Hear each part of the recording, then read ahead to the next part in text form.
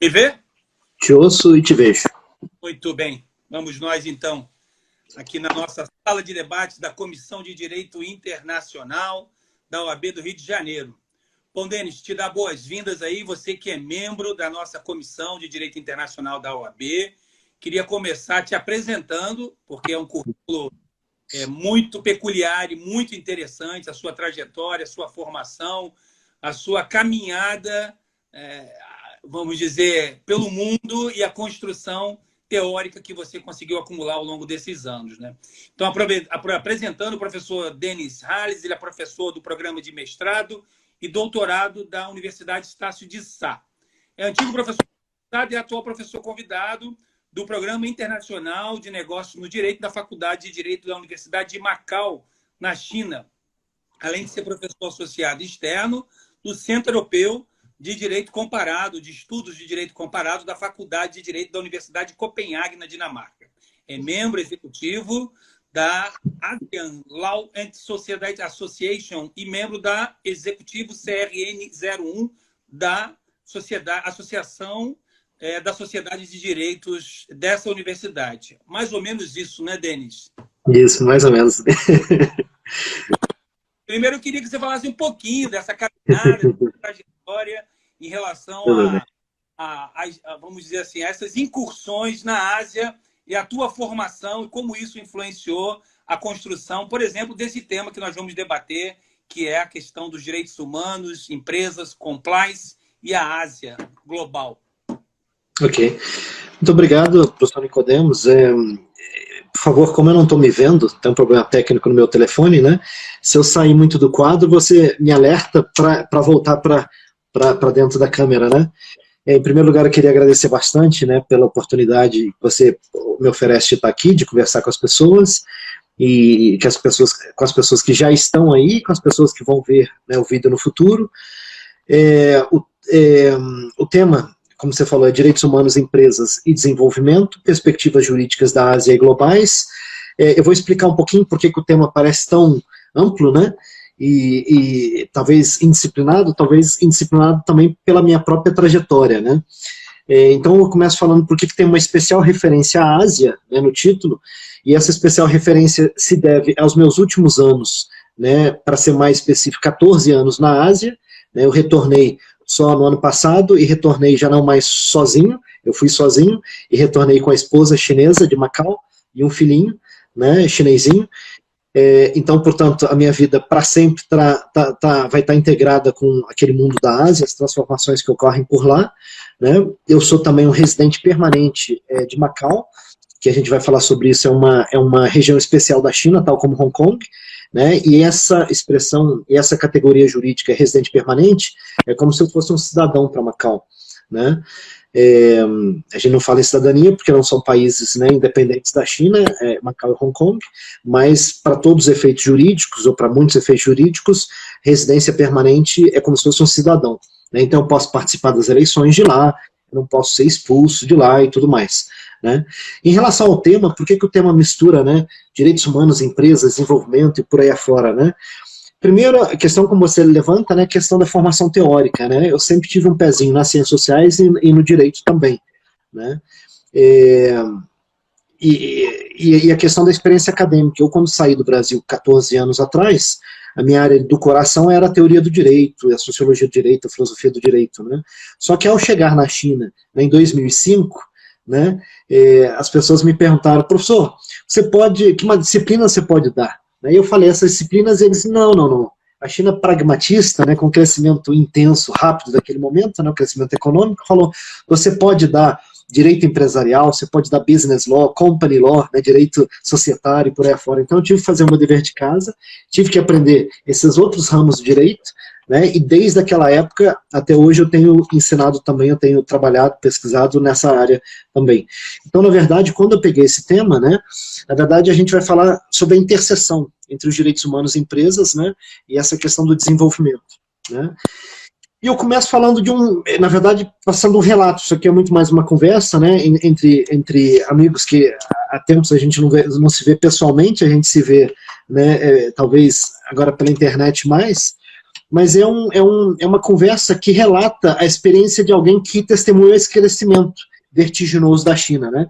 Quando a gente ouvia falar que a China crescia 15% ao ano, e eu peguei esse período ainda, né, que a China crescia aí, era 2 dígitos, né? Hoje a China está crescendo em torno de 5%, né? A pandemia, claro, afetou bastante isso tudo, mas naquela época o que isso significava, né? A gente vê os números que os economistas passam e a gente não se dá conta, né, o que isso significa praticamente na vida das pessoas. E praticamente na vida das pessoas, a primeira cidade que eu morei na China, que era uma cidade pequena de 2,8 milhões de habitantes, né, você via que as pessoas saíram de andar de bicicleta para andar de carrões, né? Então você via BMW, você via Mercedes, você via Lamborghinis andando na contramão, andando nas calçadas, ou seja, aquelas pessoas que antes, né, eram muito humildes e andavam de bicicleta, depois andavam de motoquinhas por aí afora, né, de repente tem acesso a esses carrões, né, só que começam a dirigir sem regras e por aí afora, né. Com relação a Shanghai, que foi a segunda cidade, a maior cidade da China e a segunda cidade que eu morei, né, eu fiquei lá 1 ano e pouquinho, 1 ano depois eu voltei para lá, e eu me lembro que a última estação de metrô era onde eu morava, de uma das linhas, né, o metrô de Xangai parece uma teia de aranha, né, e uma das linhas do metrô, dessa teia de aranha, era a minha residência, né, era a minha estação. 1 ano depois eu voltei e aí eu não achava a minha estação, né, e aí eu fui ver que a minha estação, eu fiquei suspeitando que eles trocaram o nome, alguma coisa, mas aí eu vi que a estação, na verdade, já haviam 8 estações adicionais só naquela linha, né? Isso me lembrou muito o metrô do Rio de Janeiro, o avanço que a gente teve nesses anos, claro, né, ironicamente. Em Macau, né, onde eu morei os últimos 12 anos, né, e Macau virou a capital mundial do jogo, eu vi não só o território, que quando eu cheguei em Macau o território era mais ou menos de 28 quilômetros quadrados, e hoje é mais ou menos 32 quilômetros quadrados, né?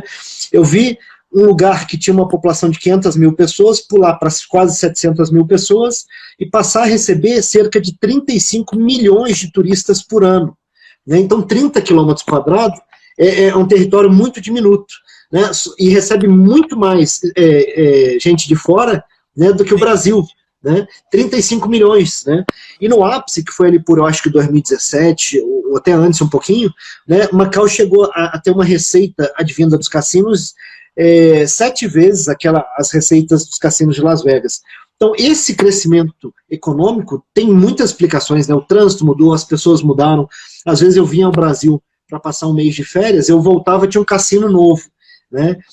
Os hotéis que eram abertos lá eram hotéis com capacidades de milhares de quartos, né? Só, eu acho, o Sheraton, se eu não me engano, o Sheraton de lá, que é o maior do mundo, se eu não me engano, são 4.600 quartos, né? Então você vê um hotel, um edifício, 4.600 quartos, né?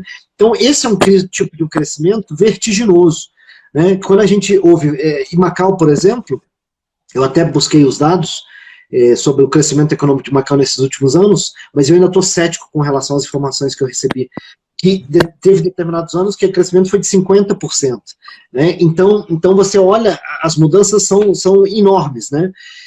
Só que o crescimento econômico não equivale a desenvolvimento, né, necessariamente, né? Isso foi especialmente demarcado, né, por aquele autor que todos nós adoramos, que é o Amartya Sen, que foi o ganhador do Prêmio Nobel de Economia, né, e criador do IDH e tudo mais, e ele mostrou bem isso, né, que o desenvolvimento implica desenvolvimento também das liberdades das pessoas, das capacidades das pessoas, né, e a China ainda é muito demarcada por uma desigualdade muito grande, por uma questão de gênero muito importante, né, por um problema de liberdades políticas, talvez crescente, tá, nos últimos tempos. Deixa eu te perguntar uma questão. Você primeiro faz um contorno muito interessante na questão econômica, né, traz esse elemento de reflexão sobre a diferença do crescimento para o desenvolvimento. Agora, obviamente, quando a gente fala da China, muitas questões colocam aí, em termos mundiais, daquilo que se conceitua, por exemplo, democracia, direitos humanos.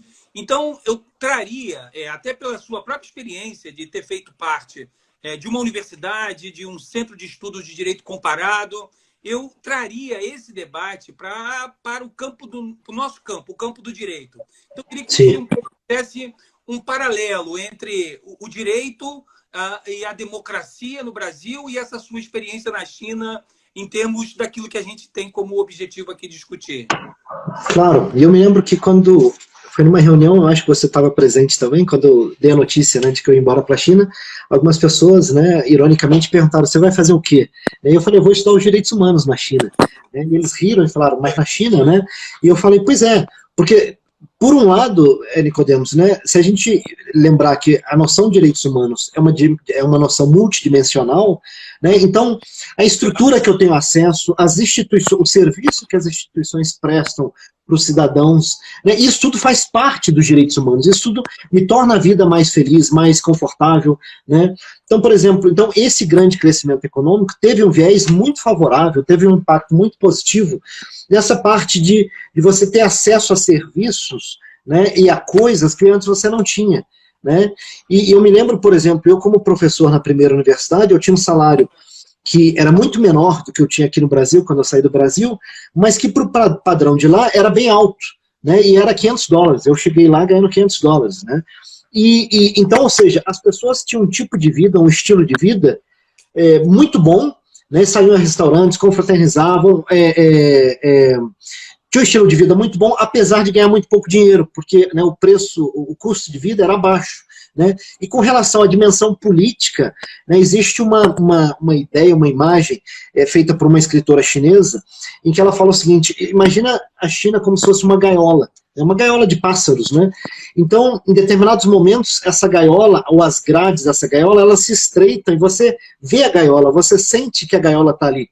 Mas, na maior parte do tempo, especialmente nos últimos anos, né, nas últimas décadas, eu diria nas últimas décadas, não diria já mais nos últimos anos, as coisas têm mudado agora nesses anos mais recentes, mas é como se, com o crescimento econômico, essas grades da gaiola se expandissem.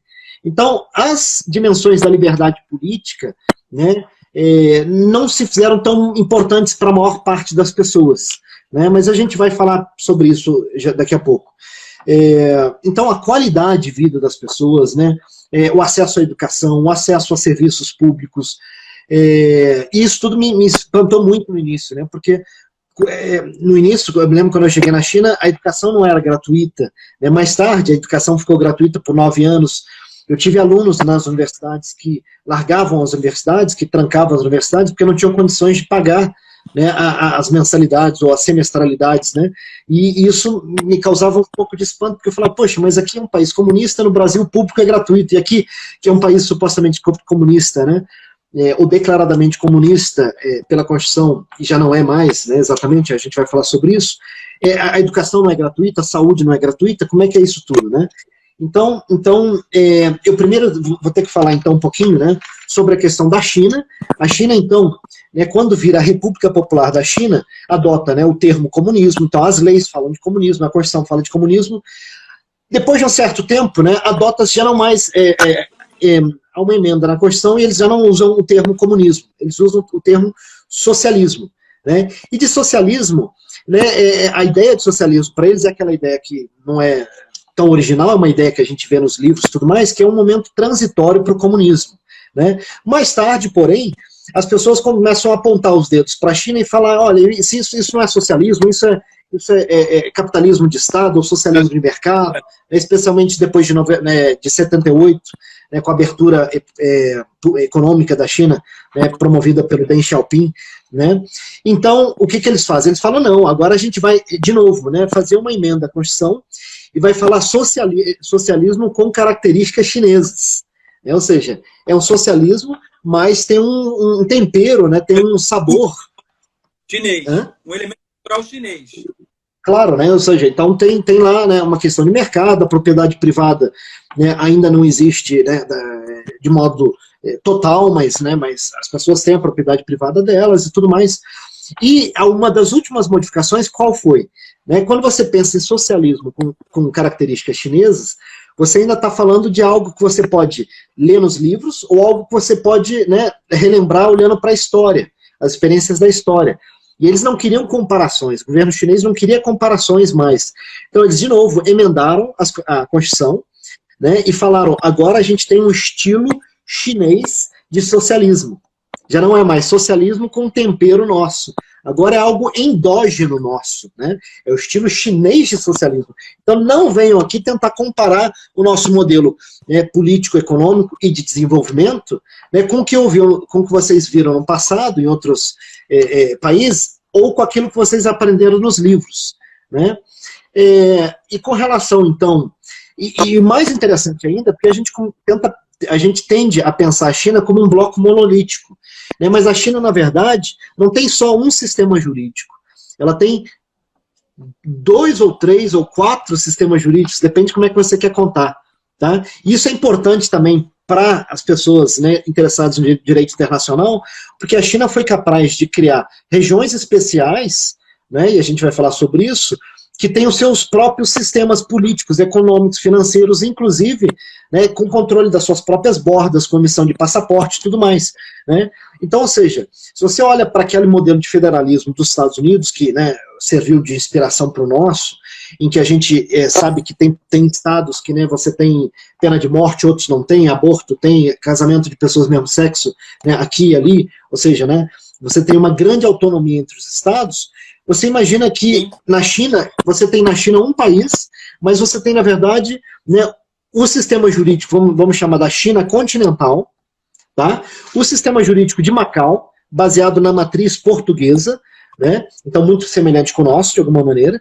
Quando eu passei no concurso público para a Universidade de Macau, eu rapidamente eu fui capaz de estudar e aprender as questões mais importantes, né, do direito de lá, por causa da semelhança com o nosso. Hong Kong, por ter sido uma colônia inglesa, você tem um sistema jurídico ligado ao common law, né? E ainda tem a questão de Taiwan, né, que para a China é uma província rebelde, e para Taiwan e para outros poucos países no mundo é um país independente, né? Mas estão deixando Taiwan de lado, para a gente não entrar em apuros, né, amanhã, porque isso vai ser colocado online e tudo mais, né? A gente tem um país, 2 sistemas, né? Em termos de, a China ainda se diz seguidora de um modelo socialista, né, o estilo chinês de socialismo, mas Macau e Hong Kong declaradamente seguem o capitalismo. E seguem o capitalismo por pelo menos 50 anos, e é um momento de transição. Né? Então, para as pessoas que se interessam, né, essa experiência que tem a ver muito com o direito internacional, eu e você, por exemplo, se a gente for para a China continental, para Beijing, para Shanghai, para qualquer cidade da China continental, a gente vai precisar de um visto. Né? Para Macau e Hong Kong, a gente não precisa de visto. Né? Macau e Hong Kong têm assentos próprios na Organização Mundial do Comércio. Né? Macau e Hong Kong têm, se as pessoas gostam de esportes, não é o meu forte esporte, mas quem gosta de Olimpíadas, quem gosta especialmente das Olimpíadas regionais, vai ver que a China tem um time próprio, uma delegação esportiva própria, e Macau nos regionais tem, mas no Mundial não tem, porque Macau é muito pequenininho, mas Hong Kong também tem uma delegação especial. Né? Então, na verdade, é um país, né, várias delegações esportivas, várias organizações acadêmicas próprias, né? E 4 sistemas jurídicos possíveis. 4 sistemas jurídicos possíveis, né? E por um lado, então, e a China agora adotou um Código Civil, por exemplo, né? A China também continental pertence à família, né? A tradição romano-germânica, né? Então, ou seja, dito isso, né? Falando um pouquinho dessa questão, eu queria falar das empresas, né? E por que eu vou falar das empresas? Porque as empresas hoje, né? Antes de entrar nas empresas, ainda falando do sistema de produção, dentro desse contexto que você nos situa, né? Até mesmo em termos do ordenamento jurídico, 4 sistemas possíveis, e aí você falou a questão do desenvolvimento, do crescimento, e aí vem a questão das relações de produção. Né? A gente tem conhecimento, olhando para, né, a Ásia, a China, a gente sabe que, por exemplo, o produto que é exportado pela China chega em valores muito competitivos em mercados nacionais como o nosso, por exemplo. E isso aponta, inclusive, uma certa denúncia em relação à precarização das relações de trabalho dentro do mercado chinês. Então, eu queria colocar, primeiro, antes de nós entrarmos nas empresas, e um pouco tirar de você Então, as relações de produção, direitos humanos dos trabalhadores chineses, como se situam nesse contexto que você nos traz? Importante você falar isso, Nicodemos, e tem tudo a ver, na verdade, com a questão das empresas também, né? Porque, de alguma forma, a China chegou num estado tão ruim em termos da exploração dos trabalhadores, né, ou de muitos dos trabalhadores, a qualidade de vida de muitas pessoas, né? A China tem um problema grande, que é o quê? Muitas pessoas do campo, né, ao longo das últimas décadas, foram migrando para cidades, né, em busca de melhores oportunidades, melhores trabalhos, emprego por aí afora. E essas pessoas, em muitas situações, elas também não eram originárias daquelas cidades para onde elas se mudaram. E a China tem um sistema em que, se você não é originário daquele lugar, você não tem, vamos dizer, é uma espécie de cidadania local, né, municipal.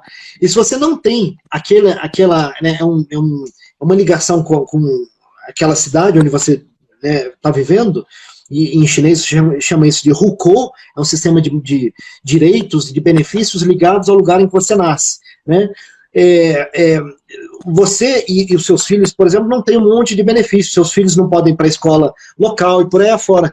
Então, essa questão do trabalho é um dos grandes problemas da China, não tem a menor dúvida. Eu também não vou poder entrar muito nos detalhes sobre isso, porque isso também vai ficar live, isso vai ficar online, mas é um dos grandes problemas, assumidamente é um dos problemas, né? Você tem documentos oficiais do governo chinês falando que, né, o Estado de Direito na China ainda tem muitos déficits, né, que trabalhadores ainda são muito explorados, que os trabalhadores, quando buscam auxílio de autoridades, muitas vezes os donos das empresas ou até os governos locais, né, recebem propinas e não ajudam os trabalhadores, né, exercem o seu poder econômico, político contra os trabalhadores.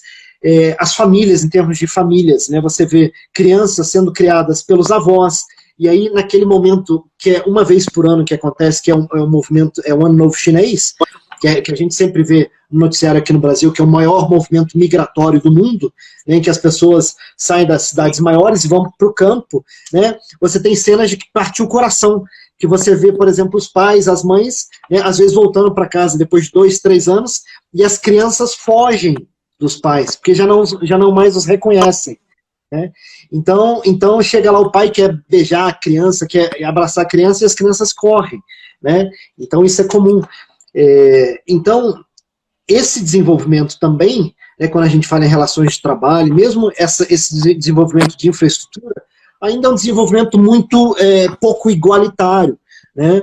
E, por exemplo, a gente, quando vê as imagens da China, muitas vezes a gente vê as imagens de Shanghai, de Pequim, de Hong Kong, né, de Shenzhen, que é a cidade talvez mais rica agora, atualmente, na China, né? Só que essas cidades, na verdade, não representam a China como um todo.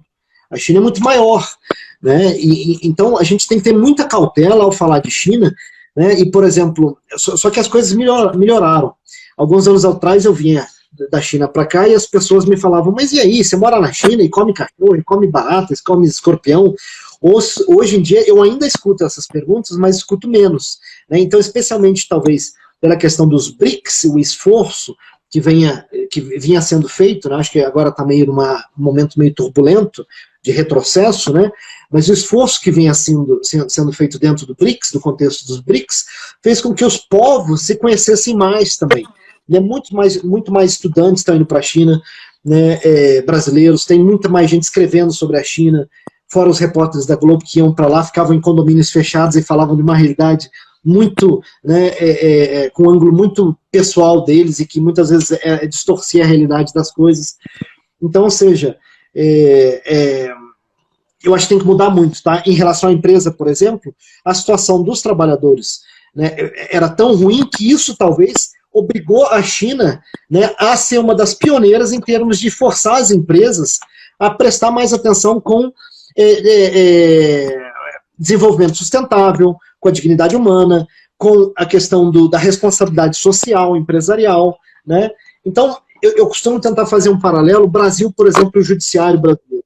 O judiciário brasileiro está tão atravancado, né, provavelmente está igual, ou está um pouquinho melhor, talvez, esperemos, né, do que o momento que eu saí do Brasil, mas ele era tão atravancado, ele era tão denegador de justiça, que o Brasil foi um dos pioneiros no processo de digitalização do judiciário, de introdução, né, de tecnologias digitais para tentar tornar todos os procedimentos mais eficientes. Né? A China e a Índia, tá? Para já englobar a Índia nesse relato, nessa discussão, havia tantos problemas, né, de direitos humanos, de relações de trabalho que não eram observadas pelas empresas da China, que a China se tornou um dos países mais à frente, mais avançados em termos de requalificação das empresas, né, em termos de responsabilidade social. Então vamos lá, vamos devagarinho, né? Então, por exemplo, só para te dar um exemplo, a principal empresa hoje que faz o iPhone, né, as peças do iPhone, pelo menos, ela fica ali no sul da China, perto de Macau, uma cidade que eu ia bastante para lá. E essa empresa, os trabalhadores se suicidavam, né? E essa empresa, ao invés de ver qual o problema e por aí afora, né, por que as pessoas estão se matando, por que as pessoas estão pulando da janela como mosquitos que não voam e por aí afora, né? O que essa empresa fez? E, na verdade, é uma empresa de Taiwan, né, mas que opera ali no sul da China. A empresa instalou redes. Tá? Ou seja, eu não mudo, né, a política, a estrutura, mas eu boto redes. Então, se o cara pula, ele não morre, e aí, ou seja, se ele não morrer, né, ele vai ser retirado da rede e vai ser demitido de imediato. Né? Então, impressionante, né? E, então, ou seja, a questão do trabalho é um dos grandes problemas da China. Né? Então, uma das críticas que as pessoas que mais defendem comunismo e as ideias socialistas, as ideias mais igualitárias têm com relação à China, é que em muitos aspectos ela não é diferente de outros países, tá? Com relação à exploração do trabalhador, à proteção do trabalhador, e para muitos é até pior. Tá? Essas não são minhas opiniões, essas são as opiniões que a gente vê circulando. Tá? E aí o que acontece nesse contexto? Tradicionalmente, né, até o conceito jurídico de empresa tem a ver com a criação de lucro. Né, a motivação da empresa, que é das sociedades comerciais, que a distingue de fundações, de associações, é a questão do lucro. Né? E a China, o que aconteceu foi já em 2006. A China promulgou uma nova lei societária, né, uma nova lei de empresas societárias, falando o seguinte, que a empresa não é só para o lucro, mas a empresa também tem que cumprir a responsabilidade social. Tá?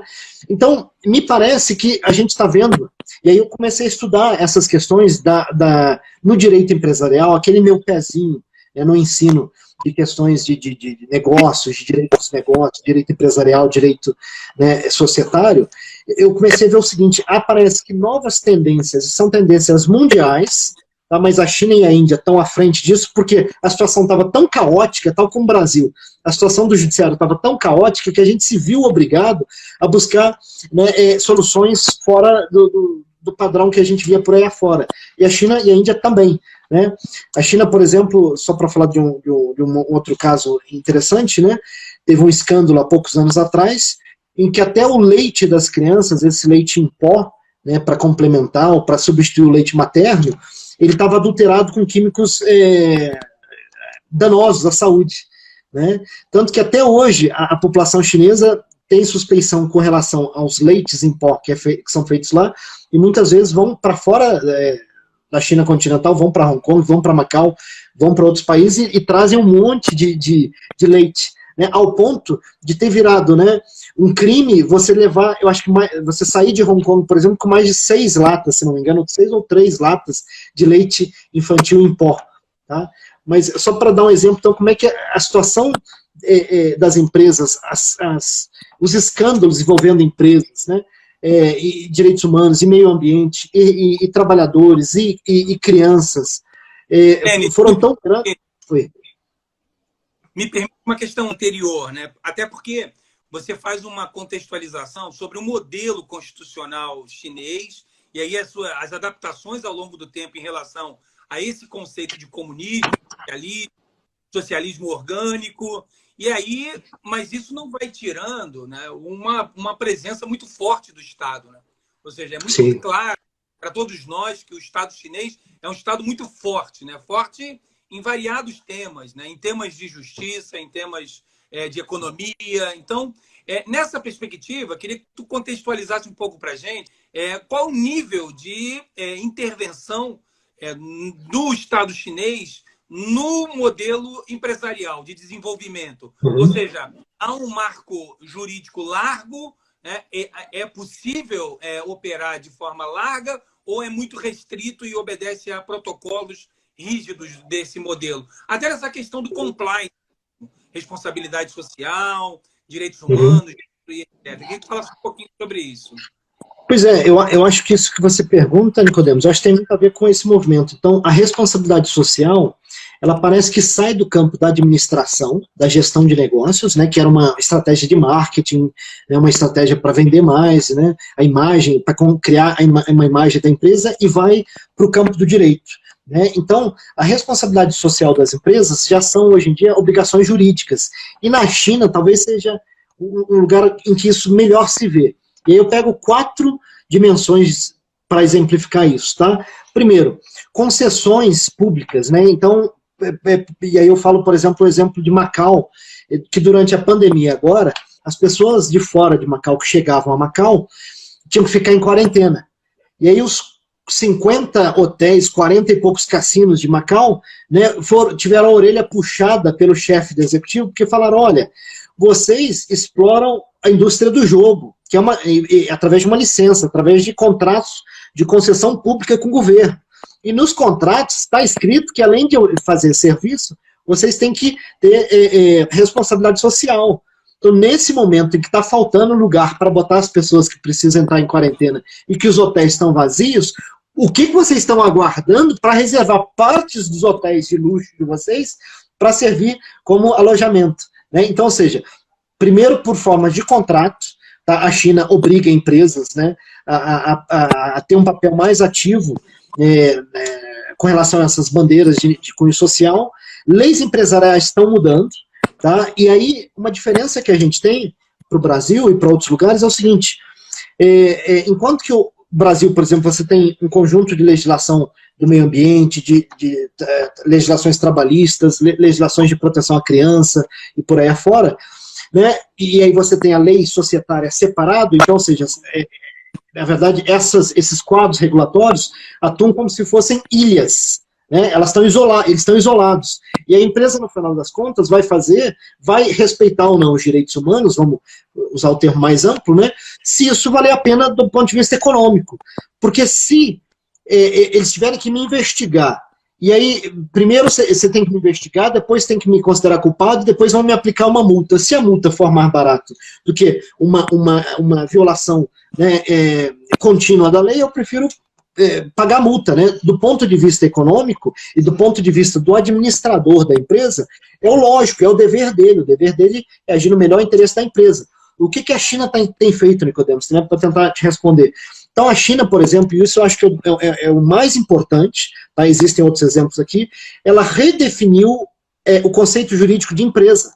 Empresa não é lucro só, empresa é lucro mais responsabilidade social, tá? Então, ou seja, se uma empresa decide, por exemplo, fazer uma doação para a universidade ou ajudar pessoas que sofreram com terremoto em Sichuan, né, nenhum acionista daquela empresa, nenhuma pessoa de fora da empresa poderia levar a empresa ao tribunal, né, questionar essas ações ao tribunal falando que não, isso é um ato de caridade. Né? Você quer doar dinheiro, que doa do seu próprio bolso. Se tem dinheiro sobrando na empresa, você tem que distribuir isso da forma de dividendos. Né? Então, você já não pode fazer isso, porque a própria lei, né, empresarial já fala que a empresa não é só para o lucro. Ou seja, rompe com uma ideia que já não é originária do direito empresarial, mas é uma ideia que vem dominando, né, o mundo há muitas décadas, na verdade, inserindo na lei empresarial, ou seja, integrando, tá, a ideia de responsabilidade social, né, e aí desenvolvimento sustentável, e respeito aos trabalhadores, e aquilo que eles chamam em inglês, né, os stakeholders, né, as pessoas que têm diferentes interesses no que a empresa está fazendo, com a natureza da empresa. Né. Outra questão, existe uma fila enorme de empresas que querem entrar no mercado de ações de Hong Kong, né, que querem fazer, como é que chama isso em português? Querem ofertar suas ações de maneira pública, né, no mercado de ações de Shenzhen e Shanghai. Né? Então, existem centenas de empresas. um dos critérios mais importantes para isso é, vamos ver o que essa empresa, o impacto positivo que ela tem na sociedade. Como é que ela vem tratando as pessoas, os protocolos com relação ao meio ambiente, né, o nível de inovação dessa empresa e como é que isso beneficia a comunidade, a sociedade e o mundo como um todo. Os 3 níveis, local, regional e global. E, por fim, inclusive, regras de contabilidade. Então, ou seja, você tem várias regras jurídicas, né, que estão forçando as empresas a tomarem um papel mais forte com relação a isso.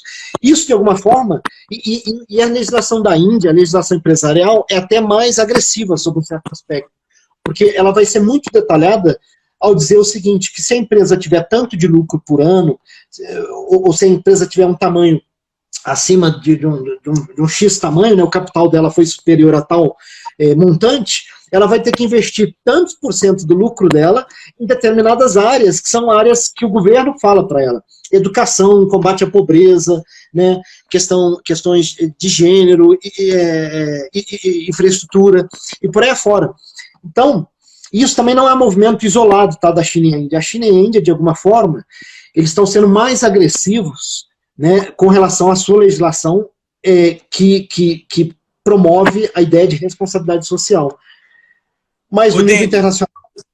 Queria puxar aqui, desculpa cortar, mas queria puxar, até porque você é coeditor de um livro que fala sobre o BRICS, e você está insistindo em colocar a Índia nesse debate, e eu acho isso muito importante, porque as comparações que você tem travando aqui na nossa discussão em relação, por exemplo, ao Brasil, de justiça e até o conceito de desenvolvimento é muito importante. E aí queria te fazer uma pergunta e te provocar em relação a esse livro que você participou, que é sobre os BRICS, né? Um guia global sobre cooperação entre os BRICS. E aí queria que você falasse um pouco sobre esse tema da questão desse modelo empresarial autossustentável na perspectiva dos BRICS, né? E fazendo da China e da Índia uma referência para comparar com os demais países, como Rússia, Brasil, integram esse estratégia.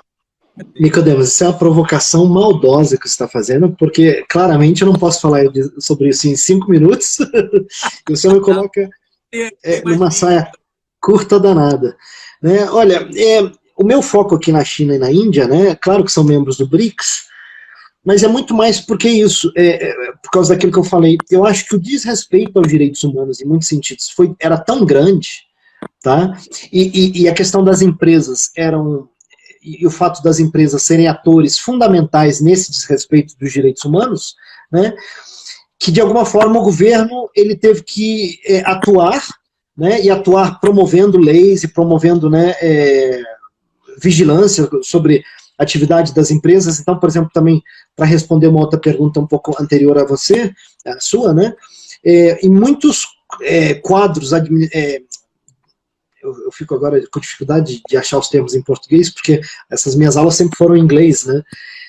Então, os quadros administrativos, né, dentro das empresas, né, muitos deles têm membros do Partido Comunista ali, né? Então, de alguma forma, o Partido Comunista ele tem bracinhos por todo lado, né? Muitas universidades da China, por exemplo, acima do reitor, você tem o secretário do Partido Comunista, né? Então, se o partido definiu determinadas políticas, determinadas linhas de ação, né, essas linhas de ação vão ser disseminadas por todas as instituições sociais, né, empresas inclusive. Né? Então, agora, com relação, né, à Rússia, à África do Sul também é um cenário muito ruim, né? Para as empresas, a África do Sul ocupa uma das piores posições naqueles relatórios do Banco Mundial sobre como é fácil ou difícil fazer negócios, sobre a facilidade de fazer negócios, né? A Rússia está melhor, mas eu acho que não vai dar para entrar na Rússia aqui, não, porque é muita coisa, né? Mas então a grande discussão está no meio da Índia, no meio da China, e provavelmente na África do Sul, entre as pessoas que discutem isso, né, a relação entre negócios e direitos humanos, é o seguinte: será que essas novas legislações, será que esse esforço do governo em forçar as empresas a atuarem em áreas que tradicionalmente cabiam ao Estado, eram de competência do Estado, né? Será que isso é só uma decoração, né? Em inglês a gente fala window dressing, né? É só eu estou botando cortininha, é só uma decoração, é só, né, para inglês ver, ou será que isso realmente tem um impacto positivo, está transformando a sociedade? Na literatura você vai achar pessoas defendendo os dois lados. Eu tive uma orientanda de mestrado, por exemplo, e ela claramente é cética com essas políticas da China. Falei, isso tudo aí é para gringo ver, para estrangeiro ver, para inglês ver, né? Agora, existe, nas Nações Unidas, você tem um comitê de, eu acho que 5 ou 7 pessoas, né, responsável pela essa área de negócios e direitos humanos, né? E um deles é um professor indiano, mas que atua em Hong Kong, que chama Surya Deva. E o Surya Deva, ele fala o seguinte, tá? Ele tem um artigo que ele trata dessas dúvidas com relação às empresas e direitos humanos. Ele vai falar o seguinte, olha, se é decoração ou não, né, a gente vai ter que ver meio que caso a caso. Mas o mais importante é que importantes passos vêm sendo dados, né? E pelo menos no nível de argumentação, de interpretação das ações das empresas por aí afora, isso serve de algo, né? Eu podia falar mais sobre isso, mas eu acho que não dá tempo, mas eu só queria apontar também o seguinte, outros países que têm seguido essa trajetória, tá, não estão sendo tão específicos nas legislações empresariais deles, em termos de responsabilidade social, desenvolvimento sustentável, né, ou direitos humanos até, o Reino Unido, a Austrália, a África do Sul, a Dinamarca e a Noruega.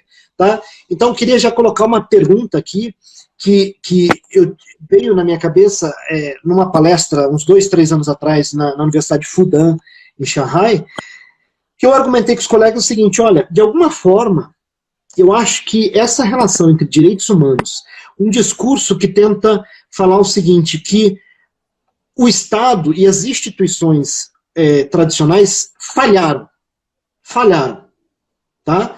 Elas não acabaram com a miséria, elas não acabaram com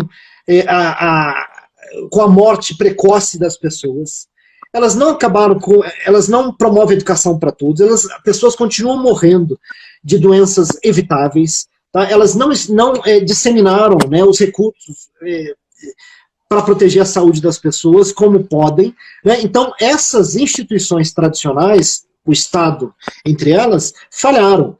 Então é preciso agora que as empresas que são mais eficientes, que nos brindam com muito mais inovações e tal, atuem nessa área. E esse, por favor, não é o meu discurso, tá? É algo que eu estou levantando, mas alguns pontos eu acho muito interessante, tá? Porque tal como Deng Xiaoping falou, né, não importa muito a cor do gato, né? O que importa é que ele pegue o rato, né? Então a gente não precisa ficar, né, com lealdades a ideias e tal, a gente quer resolver os problemas das pessoas, né? Então o que eu quero dizer é o seguinte, se por um lado o discurso do Paulo Guedes, por exemplo, dos liberais econômicos, né, dos neoliberais, é o seguinte, deixa as empresas atuar, né, e reduz o Estado e por aí afora, é um discurso liberal, que parece que, né, tem uma ressonância com isso que eu acabei de falar. Por outro lado, você tem, né, um grupo mais ligado, vamos lá, a umas ideias mais igualitárias, mais críticas da sociedade, né, pessoas mais preocupadas com a justiça social, com os direitos humanos, elas vêm falando o seguinte, olha, a empresa não pode ser a empresa de antes. A realidade contemporânea de hoje força a gente a repensar, né, como as empresas têm que atuar. Tá? Então, de alguma forma, você tem os caras falando que a empresa tem que, né, atuar mais. E do outro lado, você tem os caras falando o seguinte, olha, as empresas, né, já não podem ser, quando você fala empresa, não assume que aquela empresa só buscando lucro, né, e buscando a satisfação dos interesses só dos acionistas. Tá? Então, de alguma forma, eu coloquei nesse debate lá, né, me parece uma convergência entre o capitalismo e o socialismo, via direitos humanos e empresas. Porque se você olhar as multinacionais de hoje, que a gente sabe que muitas delas, a economia delas é maior do que de alguns países, a influência delas no campo político é enorme, né? Muitas vezes o próprio Estado é privatizado no sentido, né, de que responde a políticas de empresas, mas se a gente de repente percebe a empresa já não mais buscando tão somente lucro, mas a gente consegue redefinir, inclusive redefinir juridicamente, tá, o papel da empresa na sociedade e não forçando, né, por via de outras regulações, a empresa agir de um lado ou de outro. A empresa resiste, se for assim. Okay? E aí, Isso poderia se dizer, então, que é um dos fatores determinantes daquela passagem de crescimento para desenvolvimento, porque isso vai interferir diretamente, por exemplo, na qualidade de vida do modelo de sociedade que está se consolidando, ou seja, a empresa assumindo um papel nesse processo. Mas eu queria trazer uma questão, o nosso tempo vai passando, o papo é interessantíssimo, porque nos confronta culturalmente, né, e nos impõe um exercício de se despojar, entender, compreender as dinâmicas locais, sair daquela ideia verticalizada de olhar o mundo a partir de nós mesmos. E eu te pergunto um tema que eu acho que é sensível e deve ser futuro com a China, que é a questão de gênero. Ou seja, dentro desse contexto de empresa, direitos humanos e gênero, como se situa. Vamos começar falando de gênero e das mulheres. Como se situa a questão da mulher em relação à perspectiva do poder chinês? Olha, a questão de gênero, como a gente, né, o tema da palestra era perspectivas jurídicas da Ásia e globais, né, talvez seja até interessante falar um pouquinho da Dinamarca, né, eu venho participando de eventos na Dinamarca por uns 2 ou 3 anos já, né? E é escandaloso, tá? A igualdade de gênero e a preocupação com as questões de gênero que existem não só na Dinamarca, mas na Noruega, na Suécia e por aí afora, né? E aí, quando eu olhei para o que existe nesses países nórdicos e para a realidade da China que eu testemunhei, aí que eu me dei conta de que muitas vantagens, que muitos avanços que eu percebia, né, da China com relação ao gênero, na verdade, eram pequenos do que aquilo que pode existir, né? E aí eu dou alguns exemplos, tá, para ficar mais prático e para aproveitar a experiência, que não é uma experiência só de leitura sobre a China, mas é uma experiência vivida, né? Então, quando eu saio do Brasil, em que você não tinha motorista de ônibus, né, uma mulher e por aí afora, as profissões das mulheres eram muito mais limitadas, e chego na China e vejo, né, mulheres em todo tipo de profissão, né, inclusive construção civil, inclusive, né, muito mais professoras universitárias, né, eu me lembro de muito poucas professoras universitárias que eu tive, né, e lá muitas professoras e tal. Eu falei, poxa, a China é realmente essa ideia da igualdade, do socialismo, né, significou um grande avanço para as mulheres. Agora, depois, com um olhar mais crítico, você conhecendo um pouco mais a China, em 14 anos, né, uns 2 ou 3 anos primeiro, eu falava, né, eu não sei nada da China. 5 anos eu não sabia nada, 2, 3 anos é um bebê, 5 anos é uma criança, né, 14 anos é um adolescente, e agora eu acho que eu sei um pouquinho, né. Você começa a ver, por exemplo, a questão, quando você tinha a política do filho único, né, e alguns exemplos que eu vou citar, a política do filho único tinha várias exceções. Uma das exceções era o seguinte: se você tiver um menino, se você morar na cidade, tal, você tiver um filho, acabou, né? Agora, se você tiver uma filha, você pode tentar de novo, entendeu? E você começa a ver como é que isso, né? Ou seja, é a política do governo, né? Sim. É a política do governo. Que mais? E aí, ou seja, o número de aborto de meninas era enorme. E até hoje na China, por exemplo, é proibido você saber o sexo do bebê antes, né, dele nascer. Exatamente porque, né, como política pública, a China está preocupada que as pessoas, com o fato de que as pessoas vão saber, né, que é uma menina e vão, né, fazer o aborto. E a China, o aborto na China é legal. E o interessante, por exemplo, em Macau não é legal, é ilegal, né? Então, o mesmo país, né, só que é só cruzar a fronteirinha e aí eu faço o aborto do outro lado. Mas, ou seja, a questão do gênero é muito séria ainda. A maior parte dos políticos, por exemplo, o poder político é dominado por homens e poucas mulheres, né? Você olha, por exemplo, aquelas imagens quando você tem aquelas reuniões da Assembleia Popular Nacional, né? São sempre homens, a maior parte realmente.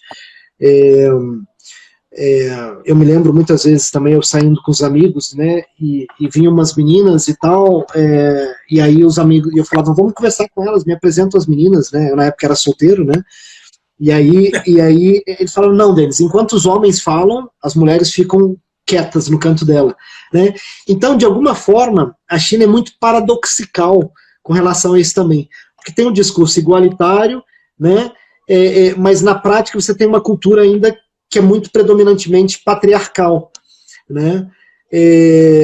Mas é isso, a China é uma realidade tão ou mais complexa que o Brasil, né? E esses paradoxos são vistos a todo tempo, inclusive no direito. O direito, você tem, por exemplo, na Constituição chinesa, um capítulo que fala sobre os direitos e os deveres fundamentais, que é muito preciso. Tá? Ele fala lá que a minha liberdade de expressão inclui a liberdade de criticar o governo e de fazer sugestões. E se alguma autoridade do governo, pela minha ação, resolver, se eu sofrer represália pela minha ação, né, se eu tiver um prejuízo, né, algum dano causado pela autoridade que foi denunciada, eu tenho direito à indenização. Né? Só que, ou seja, isso você não tem na Constituição do Brasil. Você fala em liberdade de expressão, né, isso tudo. Mas lá não, lá você tem falando, olha, esses direitos políticos aqui podem ser exercidos contra as autoridades. E você fala, pois é, então a China é uma maravilha. Né? Não só existem os direitos humanos, mas como os direitos humanos com relação a direito de dissenso, por exemplo, que eu venho trabalhando também, né, o discordar de maiorias ou discordar das autoridades públicas, né, é fantástico, porque eu posso, aqui claramente eu posso discordar. Né? E esses direitos políticos da liberdade de expressão, de demonstração, de pensamento, de opinião, são unicamente, eu vou dizer isso, são unicamente importantes nesses casos em que eu estou indo contra uma opinião de outras pessoas. Porque se é para eu fundar uma associação a favor do governo chinês, ninguém vai me impedir de criar associação. Se é para eu criar um blog elogiando as políticas do governo chinês, ninguém vai me botar, tirar do ar o meu blog. Né?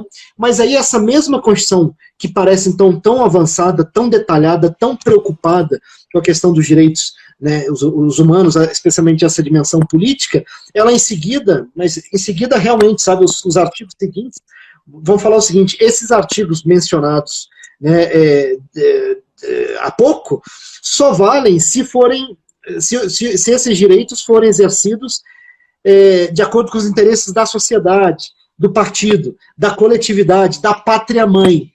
Né? Ou seja, né, são expressões super de textura aberta.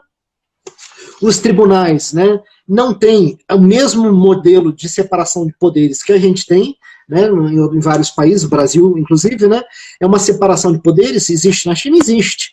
Mas, né, então, formalmente, você tem os 3 poderes lá, tal como no Brasil.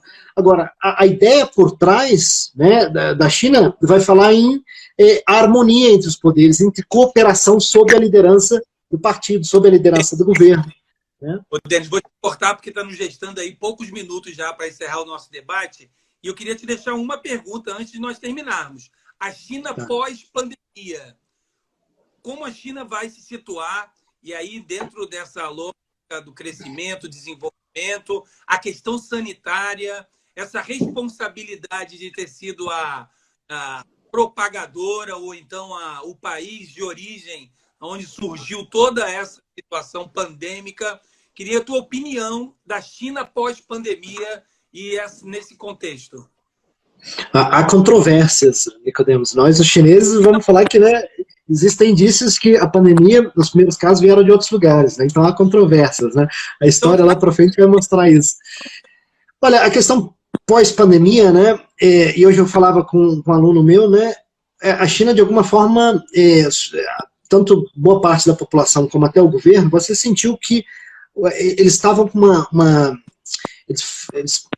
como é que é a palavra que eu quero achar, meu Deus? Né? Eles estavam com favoritismo para o Trump, né, na primeira eleição do Trump. Só que depois as relações pioraram muito, azedaram, né, e a dinâmica, essa relação bilateral Estados Unidos e China mudou.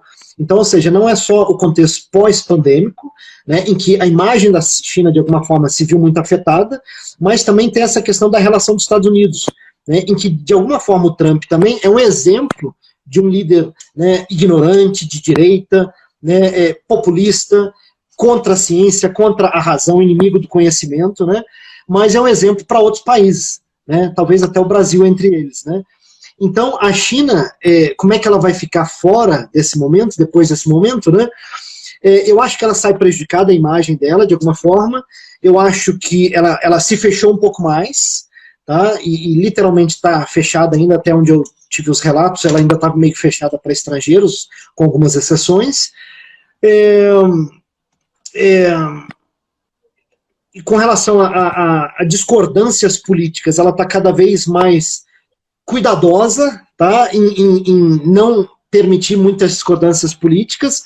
Uma outra coisa que está prejudicando muito a China, né, e que está projetando ela um novo modelo de agir, é o problema atual que está ocorrendo em Hong Kong, né, em que as pessoas têm vários movimentos pró-democracia, ou contra o governo chinês, ou pró-autonomia de Hong Kong, né, a favor da manutenção da alta autonomia, do alto grau de autonomia de Hong Kong. Então, está meio cedo para falar, mas, de modo geral, tal como o Brasil, no mundo, né, no cenário internacional, a imagem do Brasil, a visão que o mundo tinha do Brasil foi muito prejudicada nos últimos anos. Eu acho que a China, de alguma forma, está meio prejudicada, está sendo meio questionada, né? Eu acho que muito disso se deve por razões externas, mas não podemos ser inocentes também, e muito disso também se deve a interesses internacionais, né, que estão querendo sabotar uma nova potência, ou uma potência, né, já existente, que talvez destrone alguns países que estão no poder por muito tempo, né? Mas isso também é um papo para outro debate. E eu terminaria, antes de fechar aqui o nosso debate, que foi muito bacana, muito interessante, eu pediria para você deixar uma dica para aquele estudante de direito, aquele operador do direito, ou mesmo alguém das relações internacionais, que queira buscar, por exemplo, essa experiência que você teve em relação à China. Que dica você daria, além da coragem, é claro, da perseverança, que foram características marcantes na tua vida em 14 anos lá? Que dica você daria? Olha, eu acho que hoje em dia é muito mais fácil, né? Quando eu fui para a China, o meu primeiro material de consulta eram uns vídeos daquela atriz que já ninguém conhece, da Lucélia Santos. Eram fitas VHS que falavam do Japão e da China, e mostravam aquelas coisas mais pitorescas da China, né? Então eu cheguei na China achando que todo mundo andava de rickshaw e por aí afora, né, e caí em Hong Kong, né? E hoje em dia você tem, e a internet naquela época era discada, né? A gente pagava os pulsos e tal.